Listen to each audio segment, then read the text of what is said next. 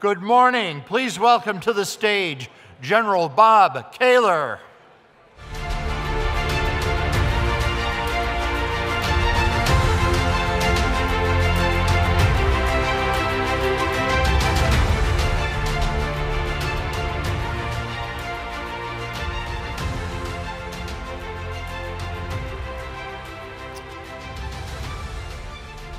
Good morning, everyone. I know we're still in a bit of a transition here, but it's a real pleasure to be with you this morning. Welcome to our panel discussion on defending the homeland. We have three distinguished warriors with us this morning. I know you're as anxious as I am to hear their views on this most important subject. Today, the United States has 11 combatant commands. Each of those commands contributes to deterrence, and each plays an important role in homeland defense. To help set the scene for this panel, here's a bit of personal perspective I gained during my time as a combatant commander. First, modern conflict with a near-peer adversary will span global distances, include all 5 operational domains, and will extend from below the waves to the reaches of space. Second, the scope, scale, and complexity of modern combat means no command can fight alone. To be successful today, 11 combatant commands must act together. Third, mission command, flexible command relationships, and a joint all-domain command and control concept will be the means by which the United States plans, commands, and controls the fight. And finally, partnerships are critical, and unity of effort is essential. Now, homeland defense sounds like a very straightforward mission, but in reality, defending our homeland is a very complex endeavor. I can't think of a group of senior leaders more qualified to address this subject than the 3 highly regarded commanders on this panel. General Glenn VanHerck, the commander of United States Northern Command, General James Dickinson, the commander of U.S. Space Command, and Admiral Chaz Richard, commander of United States Strategic Command, and the people they lead play critical roles in keeping our nation safe and secure. Gentlemen, we're honored to have you with us this morning, and we're looking forward to your remarks. Now, in the interest of time, we won't be taking questions from the audience, so following some opening remarks here, I'm going to pose some questions on behalf of the audience. But as a teaser, before you get started, let me lay one question in front of you now so you can think about it as we proceed. Which command will be the first engaged into conflict with Russia or China? General VanHerck, the floor is yours. Well, thanks very much, General Kehler. It's great to see you again. Thanks for your service. You continue to serve. I think you teed up the environment very well. It's an honor to be here with 2 of my fellow combatant commanders who actually enable Homeland Defense. I would tell you that Admiral Richard is the foundation of Homeland Defense. The nuclear deterrent and strategic deterrence is the foundation of what we do each and every day for defending our homeland. We must have a triad, and we must fund it 100% and execute it. I'm also here with General Dickinson, who provides my domain awareness for defending the homeland. Crucial for threat warning, attack assessment, ballistic missile defense as well. So it's an honor to be up here with you. In my more than 3.5 decades, as General Kehler talked about, I've never seen a strategic environment more dynamic and complex than the one that we have today. That environment demands global solutions, all domain solutions, the mission command that General Kehler alluded to. And to the question that he posed, I would argue that today, Cyber Command is engaged each and every day in defending our homeland. We're under attack in the cyber domain. We're under attack in the information arena as well each and every day. And so that demands that we think different. I would argue that right after Cybercom, if they're not the first, that probably Spacecom is the first place that we would likely see potentially kinetic effects or offensive effects that happen. And simultaneously, I might be supported getting the majority of the force out of the homeland to fight a forward fight. At the same time, Admiral Richard is providing strategic deterrence to enable safety and security of our homeland. So having one supported combatant commander, I think, is a thing of the past. I think it will change, and you're likely to have multiple supported combatant commanders. So I think the conversation today will go down 3 paths. One of the threat to the homeland and how it's changed. I think it'll go down to deterrence and looking at deterrence differently. I think the National Defense Strategy has it right, integrated deterrence, and hopefully we'll talk a little bit more about that. But if deterrence does fail, what does defending our homeland look like today? And hopefully we'll get a chance to talk about that. So General Kehler, I look forward to the discussion. Thanks. Thank you. General Dickinson, you command the newest of the 3 commands represented here on the stage, and sir, the floor is yours. Well, thank you very much, General Kehler, for moderating this group up here on the stage this morning. It's no easy task to keep 3 combatant commanders in line for 40 minutes. So thanks for what you're doing, and I think this is our 2nd time together. And thanks to AFA for having me here today. It's always good to be a soldier on the stage with a submariner as well as an airman. So it is an honor to be here. Thanks for the invite. And then to my two colleagues here on the stage, you know, we both smile. We spend a lot of time together, and I'll talk about that just in a minute. So it's an honor to be with Glenn and Chaz today on the stage. So let me just touch on the strategic environment for a minute. So it is absolutely changing in the space domain. You know, when I categorize it in terms of a congested, competitive, and contested areas, or buckets, if you will, it's pretty amazing how it's just changed in the 3 years since U.S. Space Command has stood up. And so we just turned 3, and I wanted to congratulate the Air Force in terms of their 75th birthday. We're not quite that old, we're 3. But just in those 3 years, if I were to tell you how congested it is now, you would be quite surprised that when we stood up, it was about 25,000 pieces of debris, objects, old satellites, new satellites, that we tracked each and every day by some great guardians out at Vandenberg Space Force Base. But in 3 years, that number has gone from 25,000 to over 47,000, just in 3 years. So that gives you a feeling for how congested it is becoming. And of course, I can talk more in depth later during the Q&A about how we're kind of getting after being able to manage that. The second category is competitive. In my mind, kind of a good news story when you look at the absolute expansion of the commercial industry into the space domain and what that means to all of us in this room and all of those that are on the camera in terms of, you know, how that's improving our quality of life, whether it's quality of life at home, business, entertainment, all of those things together. I mean, it is amazing to see how that is, in fact, maturing and growing each and every day. Then the third category would be contested. And so I know this week there's been several panels where they've talked about what the space threat is today and what our competitors are doing in the space domain. But I think it's very important that we remember that we've just seen a couple of demonstrations just recently by both the Russians and the Chinese in terms of their capabilities that they're building and testing to hold our assets at risk. You know, most notably, we saw back in November where the Russians destroyed one of their own satellites in orbit, producing more than 1,500 pieces of debris that adds to that 47,000 that I just mentioned earlier. And you have the Chinese as well with the SJ-21 a couple of months ago, which was, in their eyes, a dual purpose, well, in our eyes, a dual purpose capability that's able to secure satellites and move them around in orbit. And so they used it to move one of their defunct satellites out past GEO and then came back in, but did it in a very interesting way. So just those 2 examples right there show you that it is becoming more contested in the domain. You know, I think, you know, when I look at the NDS, I think we've got it about, I think it's about right for us in terms of combatant commanders. This integrated deterrence concept that we're operationalizing now every day, I think is a very important piece to our national security strategy and how we're doing that each and every day. And these 2 gentlemen on my left and right, we work together along with our other 8 combatant commanders, joint staff, and partners in order to make sure that we're doing that each and every day. And when you look at integrated deterrence, U.S. Space Command looks through it through the lens of our operational approach, which is partnering with our joint force, our allies, as well as our partners in the commercial domain, as well as the IC. So we're working very hard at that each and every day.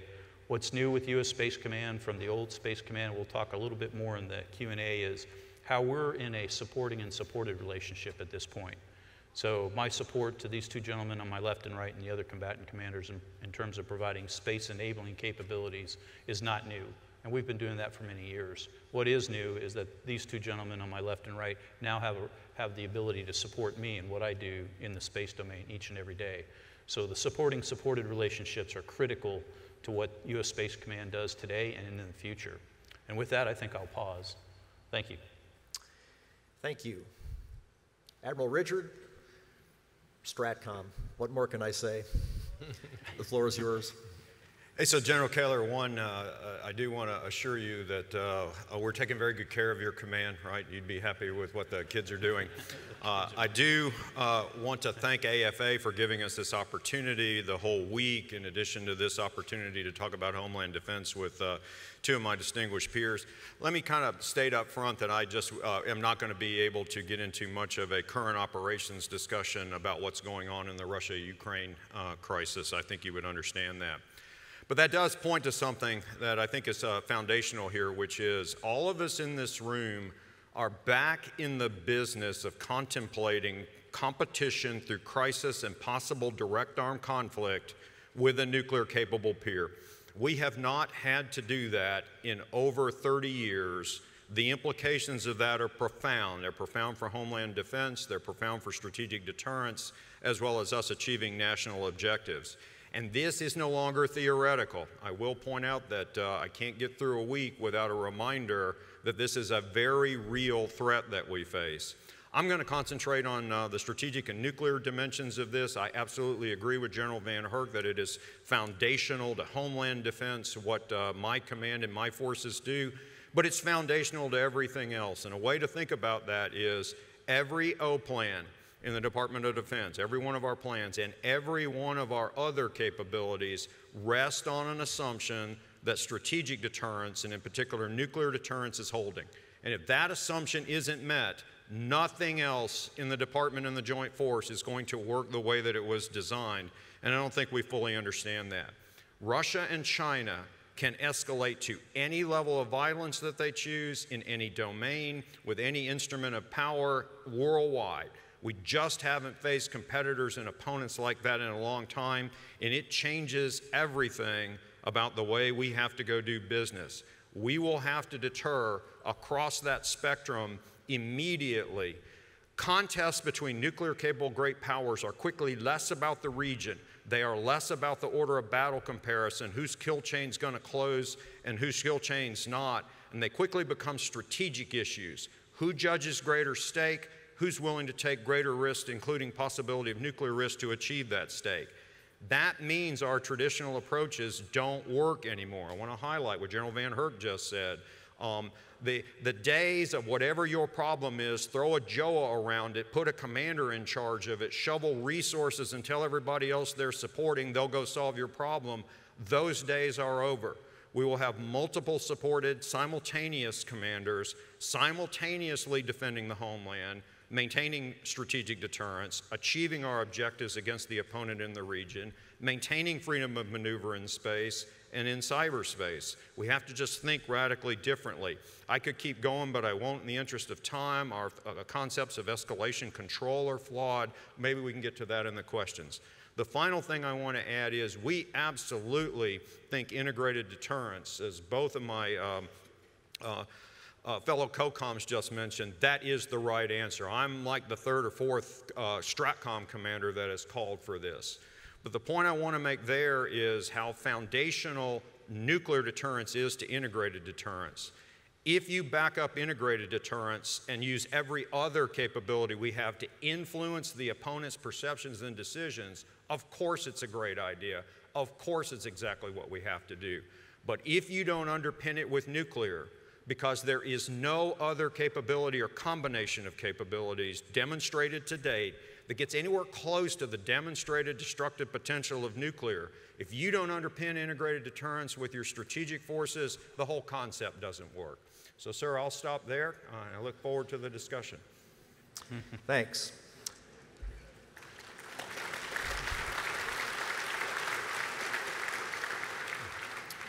So, gentlemen, I'm going to pull on a thread that each of you has touched on, and I think that it bears some expansion to set the stage for how you're approaching some of your requirements for capabilities that you need.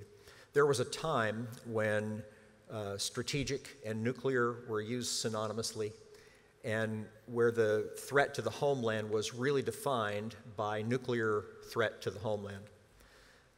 It's vastly different today. Can you say a word about the threats that you're facing today? Absolutely. So let me approach this from the two hats I wear and the missions that I'm assigned. So as the NORAD commander, My first mission is to provide aerospace warning for North America. Things that fly in air, things that come from space, pretty simple. As NORAD stood up, it was pretty simple. Bombers flying over the pole, delivering gravity weapons on our homeland.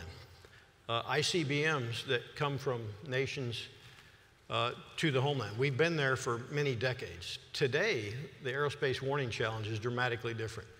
Cruise missiles with very low radar cross-sections that can be fired from vast distances, including over Russia and far out into our oceans, that are a domain awareness challenge for me. Fractional orbital bombardment vehicles with hypersonics that can evade our radar detection capabilities, which are crucial for strategic stability and the responsibility I have for providing awareness for continuity of government, for force posturing of nuclear forces. All those are dramatic implications on strategic stability. That's just aerospace warning.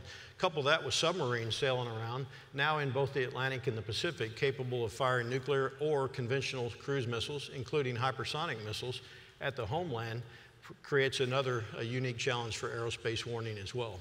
Under aerospace control, my second mission in the NORAD command hat is, if it is a threat to the homeland, specifically in the air domain, is to render that threat incapable of rendering effects on our homeland.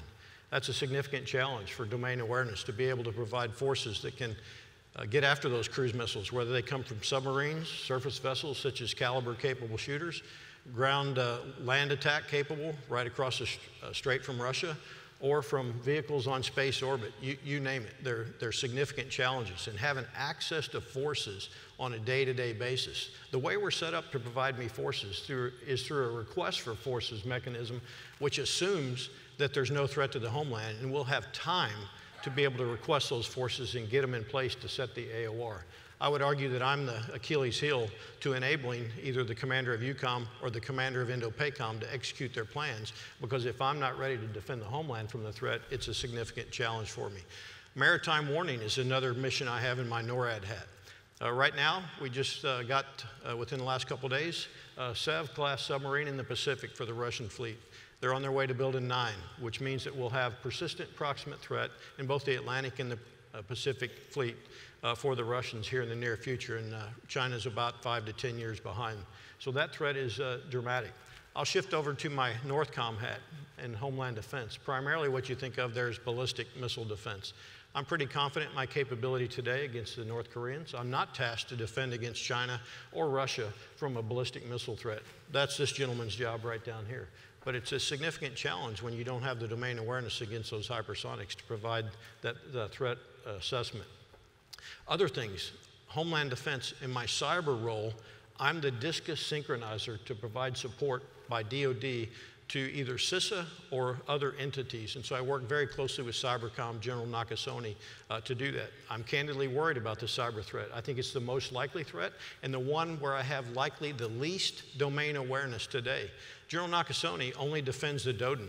Jen Easterly, as the director of CISA, defends other federal entities. Everything else which could be critical infrastructure in our United States, which we rely on to project power forward for command and control capabilities, is a play if you want. Okay, so there's a lot of work to be done there as well. On my DISCA role, I just talked about it a little bit. Environmental change will continue to challenge us. That is a threat. Okay, I think that my DISCA role is part of Homeland Defense. It's part of demonstrating readiness, responsiveness, capability, and resiliency each and every day. I think that's crucial. The most significant thing about environmental change is what it's doing in the Arctic and what Russia and China and others are doing in the Arctic to hold our homeland at risk, to change international norms, rules, and laws so that they can get access to minerals and those kinds of things. That's a great area for competition today. And the final thing I'll tell you for the threat is the threat of transnational criminal organizations just south of our border and in the Western Hemisphere. What you see in the news is the symptom of those. Those are law enforcement challenges for the most part. Counter narcotics, human trafficking, human migration. What I'm most concerned about from a national security imperative is the instability that transnational criminal organizations create right here in our own hemisphere that China, Russia, and others are taking advantage of to gain access and influence here. Very dynamic environment. General Dickinson, can you expand a little bit? You had mentioned the words competitive and congested and contested. Can you say a word about contested? You spoke a little bit about that, but there seems to be a pretty significant change in the contested aspects of the space domain. So absolutely. So first of all, we're talking about Homeland Defense and Northcom. From a U.S. Spacecom perspective, you know, our AOR starts at 100 kilometers and then goes out to the edge of the universe. And so when we talk about support to other combatant commands, we really have a global responsibility. And so assets that may not geographically be over the Northcom Homeland Defense area could be elsewhere in orbit providing those same capabilities. So we have a responsibility to provide global capabilities to each of the combatant commands. And as such, we're watching very closely as our competitors are expanding their capability and capacity to hold at risk those capabilities that I am required to provide to, in this example, Glenn VanHerck, whether it's satellite communications, missile warning, or GPS.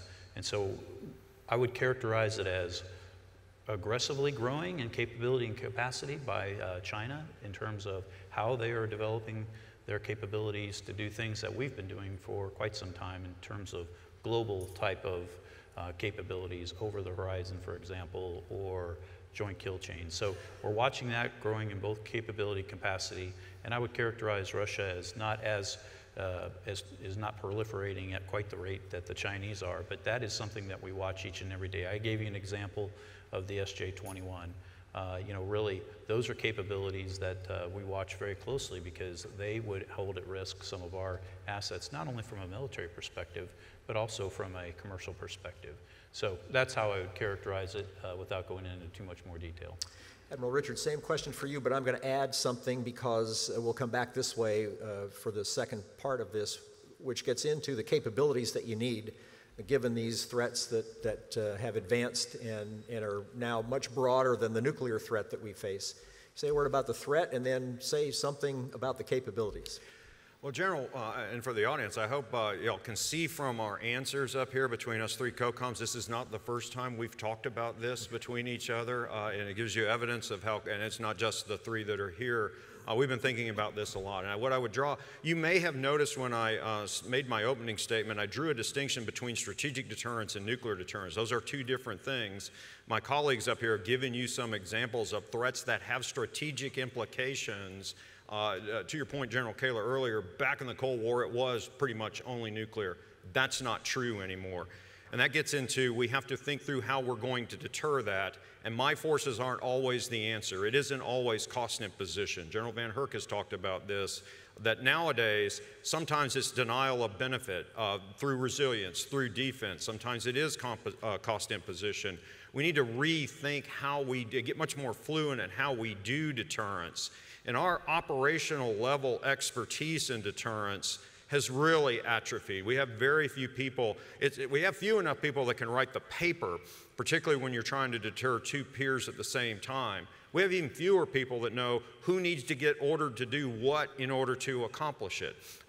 And so many things we need to rethink. Avoiding provocation is not deterrence. Restraint in regional operations alone will not maintain strategic deterrence, nor will it defend the homeland. There are going to have to be other actions, postures, and effects to achieve those goals. Capabilities. I'm in the fortunate position that the nuclear posture review that was recently delivered laid out an excellent strategy. In terms of base capabilities, it was an endorsement of the need to recapitalize the triad for the base capabilities along with nuclear command and control and our weapons infrastructure. We're going to need to look at that as the absolute minimum stack of capabilities that we need, and much more frequently ask ourselves as a nation, what is the capability, capacity, and posture we need to execute this very good strategy as the threat from China continues to increase. We don't know where that's going to end. As the threat from Russia continues to increase, along with the other challenges that we face. So triad is the absolute minimum. Got to ask ourselves that question much more frequently. And General Dickinson, capabilities that you are going to rely on to meet the threats that you laid out? Capabilities that, well, I tell you, so we approach it from a perspective of how do we use the ground, link, and the spacecraft in order to look at how we're both defending as well as looking at our adversaries and our competitors. So how do we look at that system gives us the capabilities when we talk about integrated deterrence to have both, in this example, cyber, soft, and space coming together in order to provide effects and capabilities that we need to do when we look at both defensive as well as offensive type of operations. You defined your AOR as reaching to the edge of the universe. That's pretty broad. Do you have the surveillance capabilities that you need? So one of the challenges that we work on each and every day at U.S. Space Command is how do we improve our domain awareness? I think Glenn VanHerck talked about it in detail. And one of the priorities within the command right now is how do we improve our ability to see into space? How do we understand, where those 47,000 pieces of objects, whether it's an old, new spacecraft, debris, whatever the case may be, or commercial assets, how do we improve that? And so we're looking at how do you improve that today? Because I know we've got things that are coming in the future, and I'm very optimistic about that, very eager as a impatient combatant commander to get new capabilities. But what do we do today with what we have?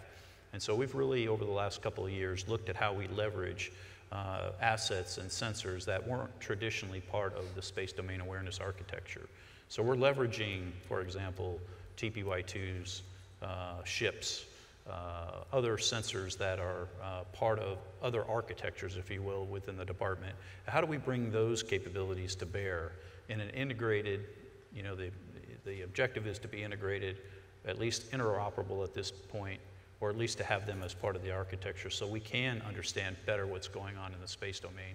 It's absolutely critical, just like in any other domains. You have to absolutely understand the domain and what the activities in order to do what?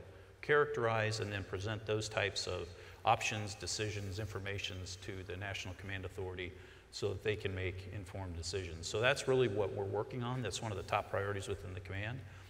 Again, I said we're looking forward to the new assets, new capabilities that are coming forward here in the future, but we're working today to make sure we're leveraging to the maximum extent possible the capabilities that exist today, and quite frankly, we've paid for. So how do we do that is the challenge, and we're working on that every day. Great support. That is not only within the Department of Defense, we're also looking at commercial capabilities and how they can contribute to that same awareness situation that we're looking to improve.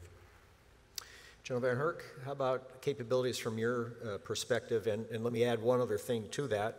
Each of you has mentioned cybersecurity. Would you say a word about cybersecurity and your command and Homeland Defense? Yeah, absolutely, General Kehler, thanks. Well, domain awareness has been talked about multiple times. For me, that's been the top priority and consistent for the 25 months that I've been in command. You certainly can't deter something, and you absolutely cannot defeat something if you cannot detect it. And when I talk domain awareness, I'm talking undersea, on sea, land, airspace, and cyberspace, and having more awareness of what's going on.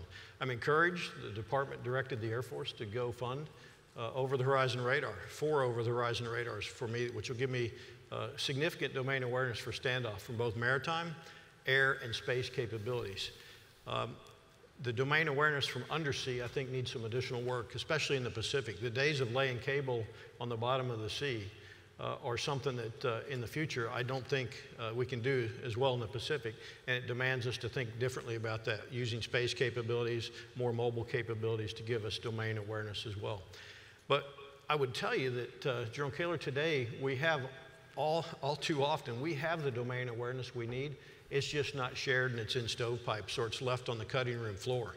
So the days of building single stovepipe systems for ballistic missile defense, for example, should be over. We should develop a system capable of providing domain awareness all the way from small UAS to space capabilities, and then sharing that domain awareness. I talk about domain awareness as my top strategic priority. The second thing would be information dominance. So what do you do with that domain awareness, and how do you process it? And do you process it in a timely manner? What I've seen is about 98% of our domain awareness is left on the cutting room floor today and not even analyzed. So I think that we need as a department to move quicker in fielding JADC2 capabilities. We've demonstrated the capability exists today to do that. The strategy that we have, you've heard us all talk about global all domain, demands that we go down this path. We can't take and analyze things for days and hours. We need to have near real-time, on-orbit analysis that shares and provides information with machine learning and artificial intelligence. That's how we gain decision space. The one thing that I can never have enough of is time. And I need time to give to the President, the Secretary, the Prime Minister in Canada, the Minister as well. And we have to go down the path. Now, not only sensor to shooter, which is primarily where the services are focused, I'm talking about sensor to decision maker domain awareness capabilities so that we can stay out of conflict and actually de-escalate in crisis and compete day to day. But where everybody's going is sensor to shooter, and we are too focused on conflict. We need to be ready for conflict, but we also need to be focused on the sensor to decision maker and executing the national defense strategy. Sorry, but I'm going to take a little bit more time while you give me the bully pulpit here. We're too risk averse, folks, especially in the development of capabilities. You know, China fails and they get back on the horse and they ride, okay? We have a 2-year congressional investigation when we have a failure. That's not going to create capability in the timely manner that we need it, okay? The department is an industrial age focused department in the development of capability. We're great at building ships, building planes, tanks, those kinds of things. We're not great at the digital environment that we operate in today, and we need to think differently about how we field capabilities. A 5-year FIDEP with a budget where colors of money can't cross probably needs to be reconsidered. For example, I update my software every 14 days. If I want to do things in the year of execution, I have to go ask Congress. That is not getting us to field capabilities in a timely manner, so I think there's much more that we can do there. And we need to be organized, trained, and equipped to operate throughout my whole AOR, okay? I'm from the North Pole to Central America, from the Central Atlantic Ocean out into the Pacific. I can't get forces to operate in the Arctic because they're not available to me because we're not organized, trained, and equipped. And if I do, oftentimes they're incapable of operating in that environment. We should not cede that space to Russia or China. So those are capabilities that we have to look out for in the future. I'm going to stay with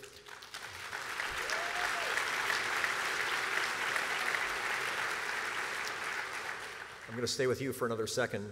All three of you made some comments about the complex network of partners that you have to have and that you're relying on today. You have an audience here with many of your partners in it. What can you say about partnerships, and in particular, what can you say about the role that commercial providers are playing today for your kinds of operations? It applies to all three of you, of course, but let me start with you, General VanHerck. Well, first of all, I think our asymmetric advantage is our network of allies and partners around the globe, something that Russia and China don't enjoy. That's something that we have to take advantage of. I would tell you that my homeland defense design does not start in the homeland. It starts with allies and partners forward. I want to generate effects forward before the threat becomes a threat here in the homeland. Shooting down cruise missiles over Washington, D.C. or over Ottawa in Canada is failure in my mind. So we need to generate those effects forward. Same thing with my fellow combatant commanders. Their relationships there need to generate effects forward. So my layered defense design is the focus of where we're going and day-to-day campaigning as well, and that includes our allies and partners. Most importantly for me, what I would tell you on the relationships and the partnerships is, for me in the homeland, the interagency partnerships that I have are crucial.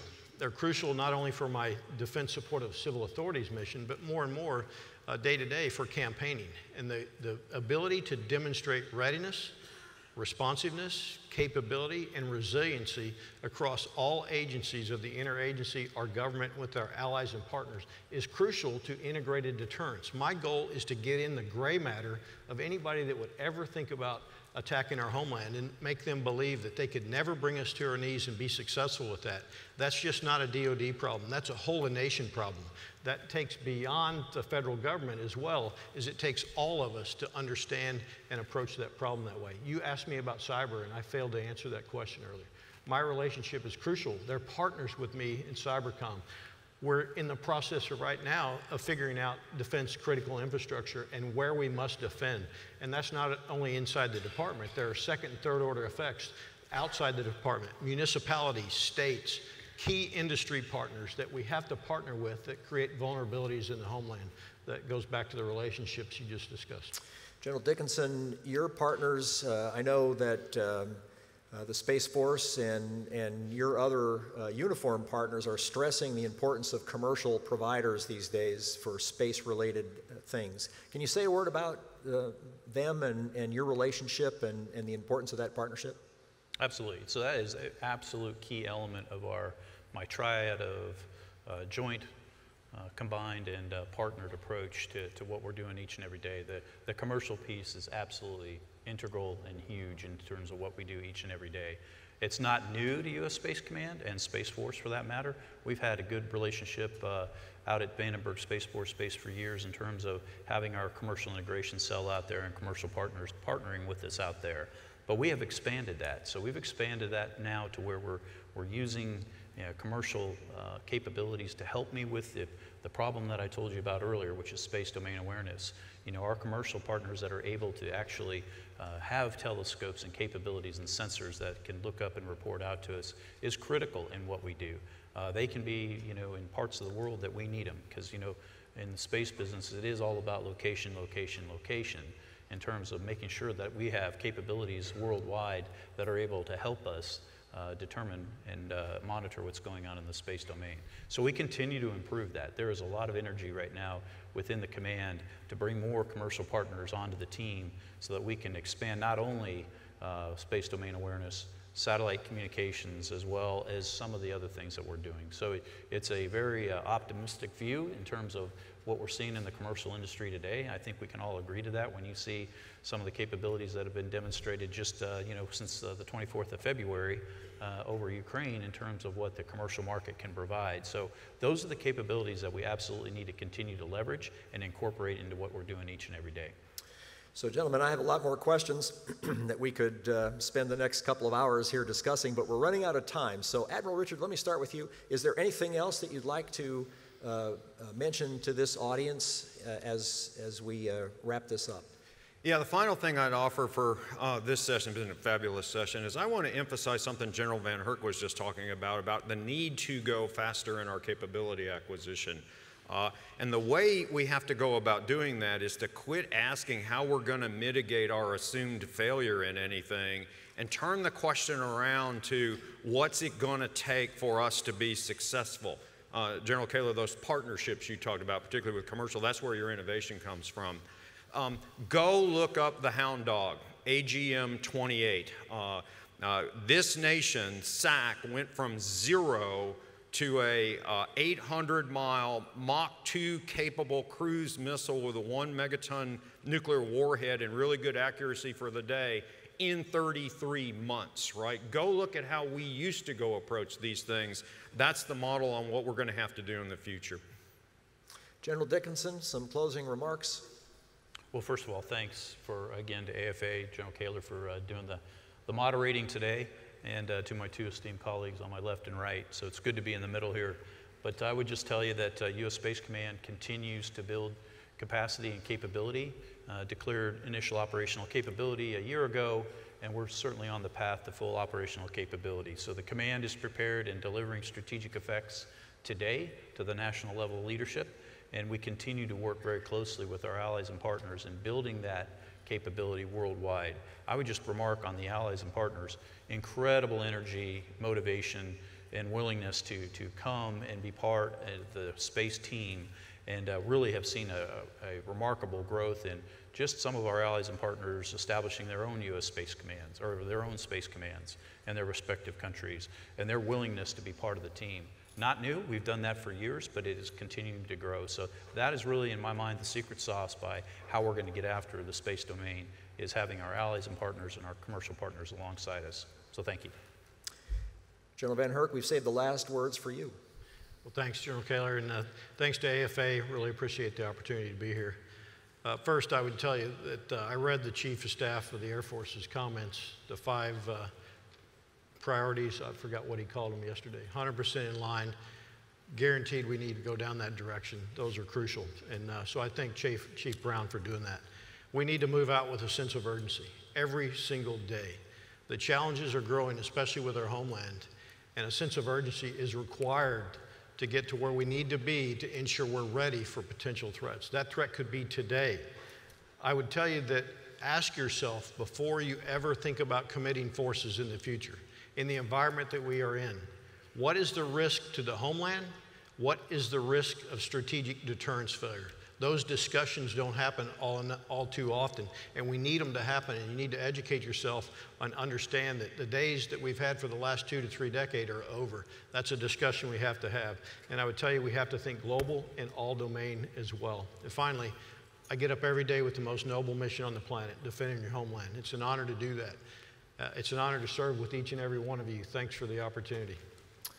So, gentlemen, one thing that I'm still able to do in retirement is read a countdown clock, and that one says 0. So I think that, I'm not sure exactly what it means anymore, but I know it says 0, so we'll go to that. On behalf of the Air and Space Forces Association, thanks very much for a very fascinating discussion. On a personal note, Admiral Richard, thanks for your tireless service, and good luck to you in all of your future endeavors. Please join me in a round of applause for the panel.